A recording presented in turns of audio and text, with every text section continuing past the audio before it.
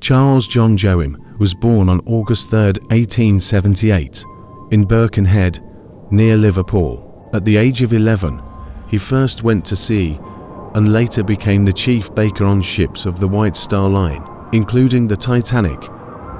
By 1912, Joughin was leading a team of 13 bakers on the Titanic, ensuring there was fresh bread every day.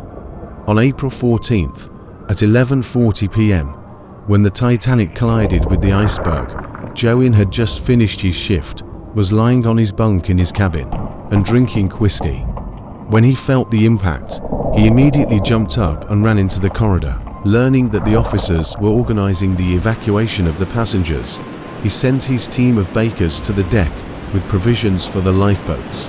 Each was allotted 4 loaves of bread. After giving instructions, Charles started helping children and women into the boats, sometimes forcefully seating panicked passengers. Although he had a place in one of the lifeboats, Charles refused it and stayed on board, throwing deck chairs into the water to help those who were already overboard. He threw about 50 wooden deck chairs into the water from the deck, hoping they would help those already in the icy water. This act saved many lives.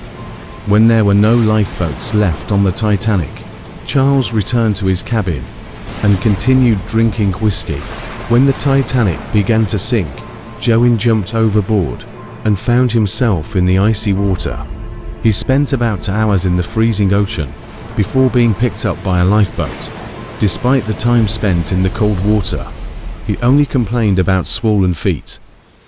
After the tragedy, Joughin returned to England and later moved to the United States, where he lived for the rest of his days. In 1952, he shared his memories for a book about the Titanic. Charles Joughin passed away on December 9, 1956, at the age of 78. How did Joughin survive? Most people who fell into the icy water died from hypothermia. However, Joughin, who was intoxicated, remained calm and slowly paddled, conserving his energy and body heat. His survival is attributed not just to alcohol, but to his strong will to live.